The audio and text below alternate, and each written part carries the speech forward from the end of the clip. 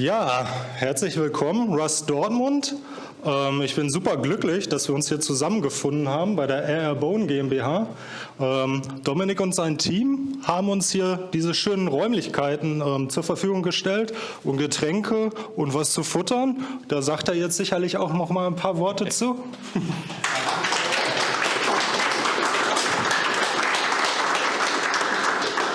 Ja, vielen Dank, dass ihr da seid. Ich bin froh, dass die Stuhlanzahl ausreicht. Und mit den Getränken und dem Essen sehen wir dann gleich. Ja, genau. Also erstes Rust-Meetup hier in Dortmund bei uns, beziehungsweise generell erstes Meetup hier in den neuen Räumen. Und ja, ich freue mich sehr, dass wir euch heute Abend begrüßen dürfen. Und ja, ich glaube, mehr fällt mir gerade nicht ein. Herzlich willkommen. Viel Spaß. Ja, das war richtig gut. Nochmal. Dank dir. So, Menti, da könnt ihr den QR-Code scannen. Das ist ein bisschen interaktiv, weil wir sind ja zum ersten Mal hier zusammen und wir wollen mal schauen, wo kommen wir her, wer arbeitet wie mit Rust, solche Sachen. Okay. I just realized we wanted to switch to English for the recording. So, yeah. Code of conduct boils down to be wonderful. So, good to know. And what are your expectations? Now you have to write something. Yes. We have some Rust experts here. They can tell you how you become one. That's very good. Networking is very important, collaboration. Yeah, that said, we have a very vibrant meetup community in Dortmund. So it's a very cool meetup city, I think.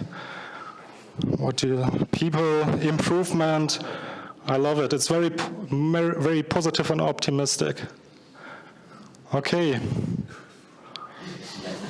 What? Food? Yeah, okay.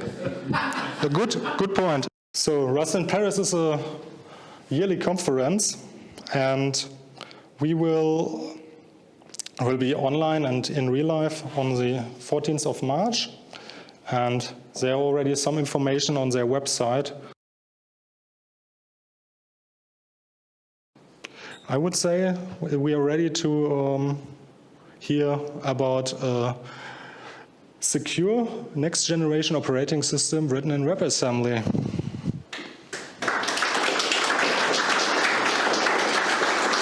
That was a spoiler. Anyway, hi. I don't want to talk that much because there's food and there's drink. And it's not about that anyway, but you know, we figured that since Tim is hopefully going to do this like more often, it will be kind of cool to have like someone share something each time. And sorry, it doesn't work. Just want to. I'm sorry. And sure. All right. So I'm just going to make the start, and then next time someone else can do. Yeah. So. That's me. I was one of the very few people actually that started out as a web developer. Been working on Tauri for the last 3 years. Not anymore though, freshly unemployed by now. Also, I figured yes, finally free from JavaScript. No, also now working with TC39, which is kind of a brag, but still cool. Still also JavaScript though. Anyway, not about JavaScript. This is about operating systems, right? Very quickly, why have I started this? Some cool Rust things, and then snacks and drinks. Why am I doing this, right? First of all, it's cool. I like it. It's fun. You learn a lot. But second, browser wars, right? Why am I talking about that when it's about operating systems? And sort of the thing is that, in the mid-90s, think back to mid-90s if you can. I can't, but maybe you can. Microsoft Windows was king, right? Like every app was developed for Windows. And then a thing came around, it was called the internet. And Microsoft kind of panicked, right? With Netscape, IPO especially, they realized, we as a company that has always been hitching our wagon to the next big thing, we're kind of losing that next big thing, and so we should really get onto that thing, right? And so what they did is they built Internet Explorer, and along the way, they kind of made it, a better platform than their own operating system, right? It has like a really low barrier to entry, everybody and their grandma can build a website. It is very easy to distribute, if you've ever tried to build and package an app for Windows, which, I had the pain of doing, not fun. It's instantly available. I can just click it and it's there. I don't have to install it. Easy to update. Frameworks, it's super easy to use, super easy to debug, super easy to learn as well, right? Important. And so along the way, fighting between Mozilla and Netscape and Microsoft, they kind of built a better platform than native, right? And case in point, Electron, right? Has anyone not heard about Electron? It's no shame, that's all right. Anyway, Electron, right? Essentially, you can take a website and make an app out of it, right? And this is not. I'm not pitching you on Electron. Don't worry. Just a few numbers. Like a lot of people use it, and that is really because it is a stupid use of money to not build using web technologies nowadays because it is so easy, right? But where does that leave us today? And macOS has always been niche, still niche, and you're kind of building apps in spite of Apple, not because of them. Windows, I'm always saying it's like the 3 spywares in a trench coat. Also not a great platform to build apps on, sadly, nowadays. And then Linux, honestly, the ecosystem is more fractured than like communists, like meetups. But the web also not a perfect platform, right? It is too complicated nowadays for, to build simple apps. Back in the day, slap HTML, CSS, and you're done. Nowadays, you need all that, and then that's for like, styling, and then you need React, and then you need a router, and then you need, CSS, and then you need Webpack to bundle it all. But then you have your website, you're not even halfway done because you need all that to deploy it, right? Yeah. But at the same time, it's also not powerful enough to build very complicated apps, right? Imagine like building a video editing platform, for example, on the web. Just doesn't work. Actually, kind of a fun example. What's that zoo? It's not zoo anymore. It's zoo nowadays. Kitty Cat. Before that. Anyway, they're building like a 3D modeling editor, right? And the way they do it is they live stream what's running on graphics cards in the cloud to your device, just because what they do is like too much for your browser, but it's also like, you can't do it any other way. Yeah, fun times.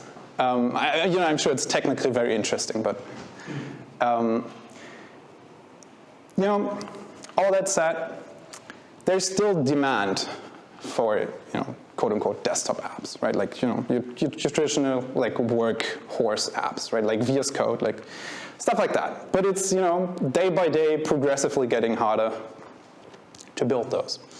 And so, 2 years ago, I sat down, I was like, dude, this is so annoying. Can we do better? And then I did the most stupid thing I can think of, and was like, okay, throw it all out. Let's make something better. And I started working on my own operating system for that. And I was like, okay, we have this cool thing called WebAssembly. It has, exactly what I want. It's, strong security permissioning, statically analyzable, which is very cool. A lot of interesting papers published about that. You can just-in-time compile it. It's very performant. Actually, kind of fun fact, it's like just-in-time compilation lets you like target it for the machine it's actually running on. Cool bunch of neat tricks I've played around with as well. And then, we take a sort of microkernel, and for security, for sandboxing as well, right? Like you have your isolated processes, drivers running in user space, kind of like all follows from choosing WebAssembly as the application format, right? Kind of like falls out of that.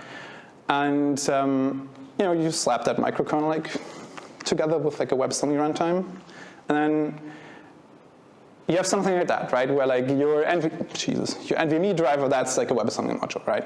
And then you have your file system, that's also just a WebAssembly module. And on top of that, you have your application, which like imports all that and uses it. And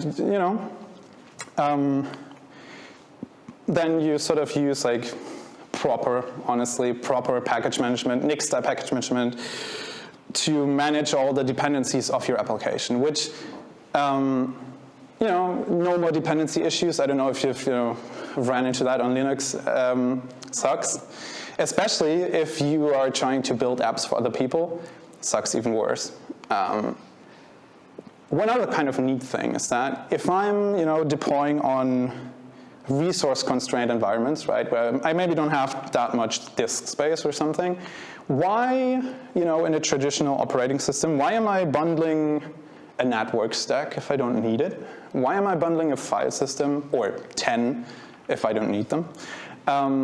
Kind of a cool thing that came out of that is that there are no dependencies installed by default, right? All kind of like follows from your root application. So if I have one application and that depends on a file system and like, say the Rust Hyper thing, they kind of depend on their own, dependencies, which then kind of at the end depend on the drivers that actually run on the hardware. But, if I'm not using the file system, for example, I'm never actually getting the NVMe drivers bundled into my operating system because, no need for it, right? Why? Kind of neat. My pitch, and I'm not quite there, this is like research and like developing, is that this is kind of the best of both worlds, right? It's like it gives you the flexibility and especially like the performance of native or really, really close to it, but with like the great experience of the web as well, right? For us developers, where it's like, it's really easy for me to work on this, like it's really easy to write apps for this, and it's also like easy to debug, it gives you all these nice features that we're kind of used to nowadays, but that, native apps really don't give you anymore. Yeah, this is kind of one other thing that sort of sums it up pretty well. It's like, I'm really excited about this because if you're both the OS and the compiler targeting the OS, it turns out like you can do a lot of cool stuff with it. One example is like omitting like system calls and like doing direct function calls between apps, because like I have compiled all the apps at the same time anyway, right? Like why do I need like IPC if I can just do function calls? Yeah, well, that's it for the pitch, sorry. It's open source if you want to check it out. If you want to clone it, want to hack on it, feel free. I have a Discord at the end if you want to chat about it or something. I don't know. That's it. Really quickly, the plan. That's the plan. It might be a bit ambitious. I don't know. So that's the temporary goal. It's still very ambitious. But I feel like that's kind of the first thing. And then right now, what it does is it is a bootloader, a kernel end, and not really quite yet working WASM runtime. I'm right now actually kind of this week and next week working on the virtual memory management, and then I can finally get the V2 WASM runtime on it, whatever. Next phase is like having a scheduler actually, and then doing the cool like async Rust on embedded and making that all work together. Right, yeah. Actually being able to run multiple programs is kind of important. Then, the next thing is implementing more of WebAssembly and like showing that you can actually run like proper programs on it, right? Like Kotlin, like JavaScript, like C++, Swift, Haskell, whatever.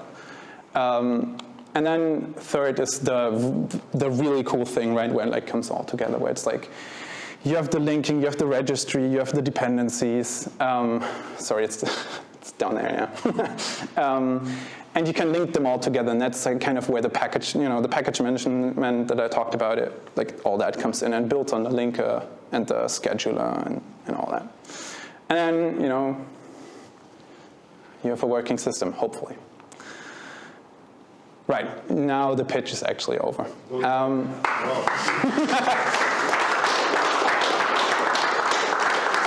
I wanted to end this with like a very quick few slides about the thing we're actually here for, which is Rust. I hope at least, you know. And yay. And that is a few things that might be interesting to you, right? So one of the things I feel like is underappreciated when you talk about Rust is that cargo is a superpower, right? Because it means you can get up and running really quickly. And it's like this unified system. You don't have to learn like make and CMake and I forgot, whatever, you know, all those different tools. You learn cargo, right? Like you learn Rust. And at the same time, I think, you know, what C++, to an extent, but mostly C kind of have not realized is that you're actually stronger as a community, right? I can pull in packages that other people have worked on, right? Like I can depend on the logging infrastructure that other people have worked on. I can, in my case, you know, contribute a AVL tree back to the community or whatever, right? Like we can like share resources and actually be faster and more efficient at implementing all of things if we share the artifacts and the you know, dependencies and the crates. So, you know, cargo, underappreciated, really great tool. At the same time, static guarantees is something that might not apply to, you know, whatever you're doing, but especially in like the embedded world, low-level like code, you know, you have very few safety nets, and so like every bit of like static knowledge about your program that you can like claw back from the machine, you know, is incredibly powerful. And that's really what I found with Rust compared to C or C++, is that, you know, all that like static knowledge about what my program will be doing at runtime, that is just like, you know, incredible. And you really can't get that at this low level with any other language, at least, you know, that I've tried. You know, one example for the cargo thing, crane lift. That's the like just-in-time compiler that I'm using, and I haven't wrote it, right? Like, not mine. That's like a thing that other people maintain. Like, it's part of the WASM time, WebAssembly runtime, maintained by like Amazon, whatever. And I'm just able to use it, right? So very powerful. The bad, I think that's worth mentioning, especially if you're, you know, into low-level Rust or trying to do that, is that Rust is not as mature as C++ is. And for most of the language, you really don't notice if you try to do web, you know, a web backend or anything like that, you're fine, right? This is like if you work on microcontrollers, right? You will hit missing support, you know, rough edges. A lot of like the no standard library Rust that sort of works on embedded targets is very bare bones. Which means you will spend a lot of time building your own tooling, right? For example, the test runner that Rust ships with doesn't work on embedded, right? Just doesn't work. So you got to build your own. But then assertions, right? You know, the assert, that panics. But by default, the only thing that works on Rust, like low level, is that if you panic, you abort, which means like your whole program just blows up. So what does that mean? That means we need like unwinding, right? Like stack unwinding. But then I tried porting libunwind, and it's one of the worst designed like libraries in existence. It's also not documented at all, except in like from 1990, like weird text files. So what I did is I built my own test runner, because that's kind of what you have to do mostly-ish. There are a couple of crates out there. But then I spent a lot of time over this summer building my own stack unwinding, which brings me to the point where I can actually do this on embedded, right?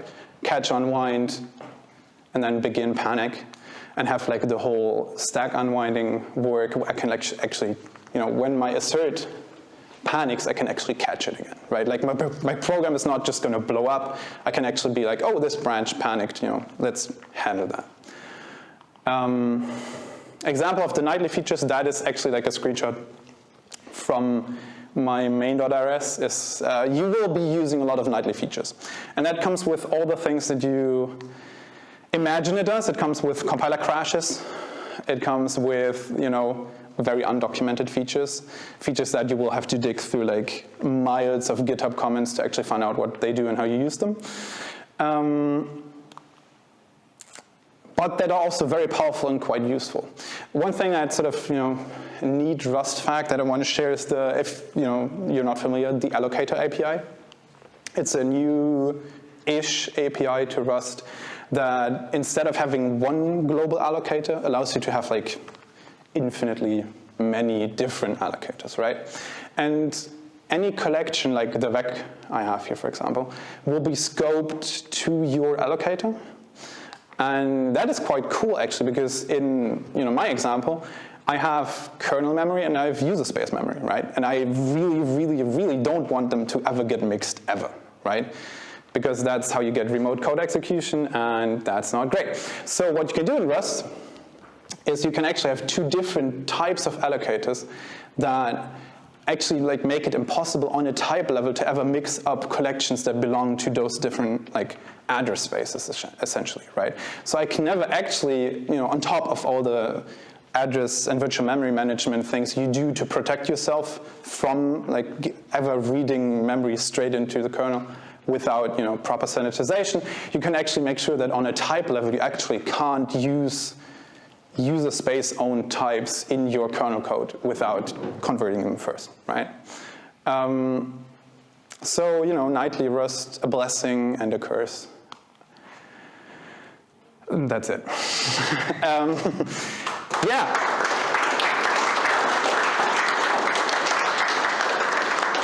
Again, if you want to, hang out and chat with a small but steadily growing community, I think we're like 200 people now. Sort of chatting about OS dev and Rust, I guess, and all things of that nature. Snacks and drinks. That's what we're here for, right? All right. Thank you.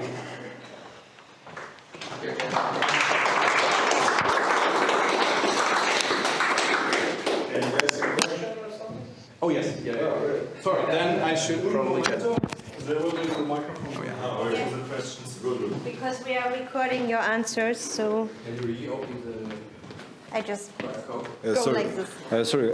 Hello, my name is Darko, so I just wanted to ask, because definitely I'm going to check out your OS, but regarding the microcontrollers, you straight away get to the point of explaining about them. So can you tell us, are you building OS for them also, or that going to be WASM also for the level of microcontrollers, because there is a different structure? And yeah, so sorry. Your question is whether the OS will target only microcontrollers or like. Or if gonna target. Oh yeah. Okay. Yeah. So yes, mostly because I bought a whole stack of very cheap RISC-V microcontrollers that I want to give away with the operating system on it. Right. I feel like that's kind of a cool thing. They cost me like €3 each, and I just want to hand them out at conferences. And mostly because of that. Right now, honestly, it's like this is a QEMU only thing, right? Like this is not running on hardware because it's so much easier to debug if you're not having to attach probes. But the plan is to actually have it be running on microcontrollers. Yes, if you have virtual memory, that's kind of a. I am building OS for microcontrollers. Really? Oh, that's cool. Go ahead. Yeah, chat about that. Nice. All right. Any other questions? Yes. Okay, quick and not so simple question. What do you need? What do you mean? To complete this even faster? Time. Okay. Okay. If well, time and or help. Help. What kind of help? Mostly developmental help. I would say. Okay. Can you be a little bit more specific? Well, so I've been working on getting the issues worked out more, right? Okay. So using the GitHub issues. They're not perfect yet, and I have a whole list on my machine that I need to turn into proper issues for people to work on. But the hope is, I have two people that are interested in working with virtual memory, which that's huge, right? Mm-hmm. But it's you're not going to build an operating system by yourself. That's just a fact, right? And so, yeah, I'm you know, if anyone's interested, I will teach you anything you want to know, and then, yeah, it's not a terrible code base, by the way, as well. I've tried to make it nice. Yeah.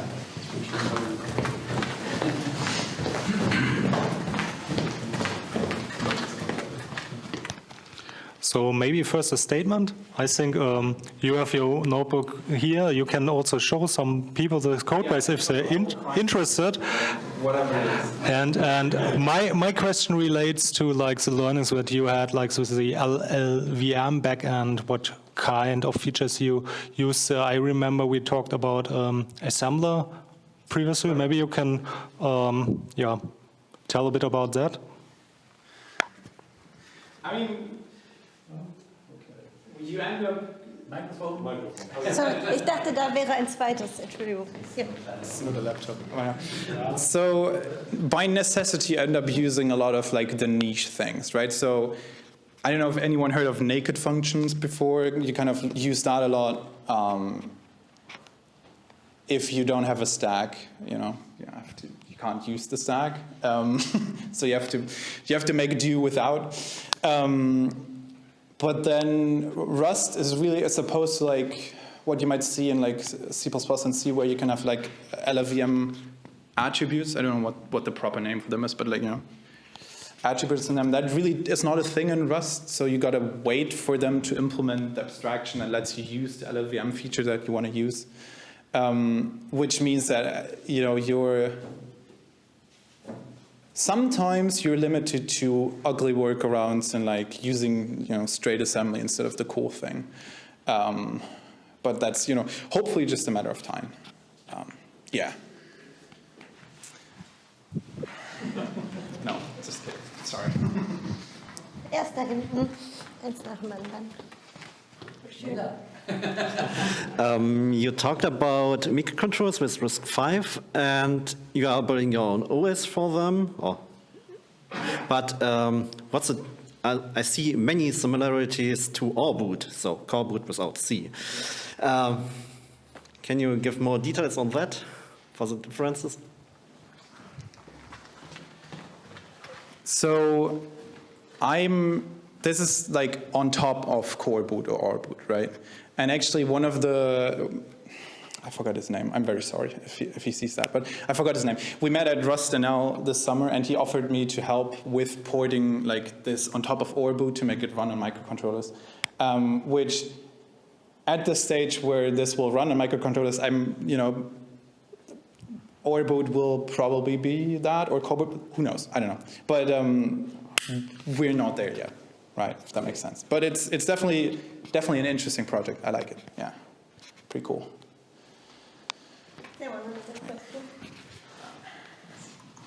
Thanks for your great talk. So I've got a kind of skeptical question. So I'm a fan of WASM, I'm a fan of microkernels, but what are the particular advantages of bringing WASM into the microkernels? Why can't you just use native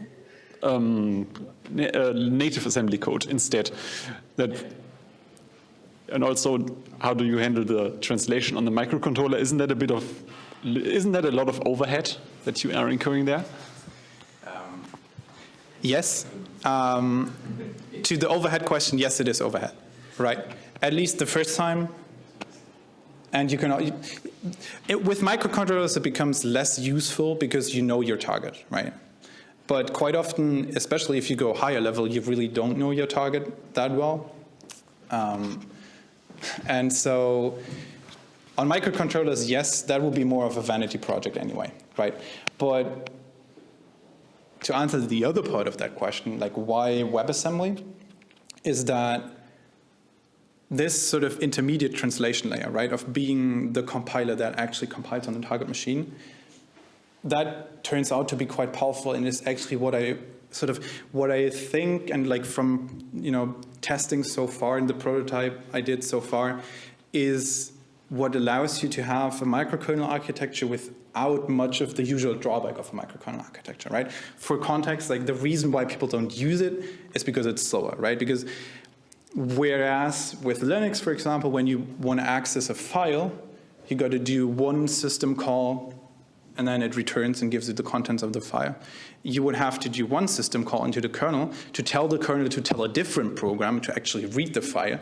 Then that program will have to return to the kernel with another system call and then return back to you, right? Like 4 instead of 1. And that turns out to be way more inefficient than doing it in a monolithic way, right? And so, well, there are other reasons, but that's like kind of the performance reason. And the interesting part of like being the just-in-time compiler that knows all the information about the programs that will be running and interacting with one another is that you can actually omit a lot of the system call overhead, because now you're not actually calling into the kernel anymore. You're just like boiling it down to essentially function calls, right? Because I don't need to like pessimistically save all registers on every system call if I know all the state of all the programs that will ever be interacting at that system call point, right?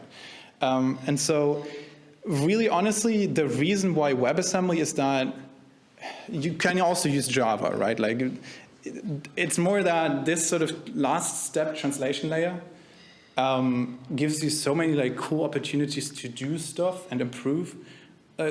Improve on security, because like you can like audit the code. You actually know which code like got compiled at that moment in time, but you also got a lot of control about system calls and security and performance and all that.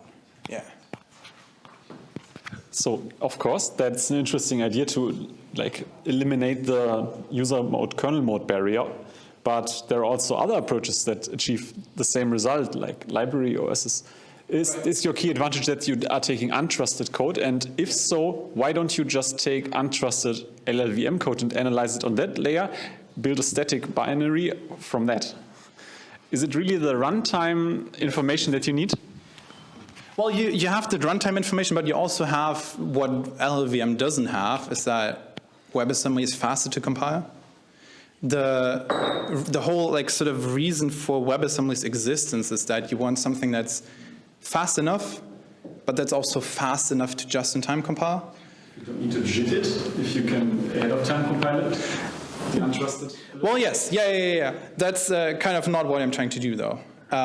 Which, if you, well, and then my compiler is also way smaller than like LLVM is, but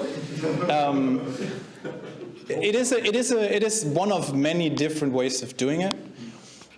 I personally just think of sort of all the benefits that WebAssembly gives you outside, like sort of the permissioning model, the linear memories, which kind of a curse and a blessing at the same time. But that and like being really easy to statically analyze and being able to like compile in your own stuff is just like a good trade-off. But who knows? We'll see, I guess. You're right, though. It's definitely not the only approach of like the only way of doing things, and it might not be the one or the best one, but it's like the one I'm trying right now. We'll see. I think it's promising, but yes, yeah. Thank you very much. All right. Well.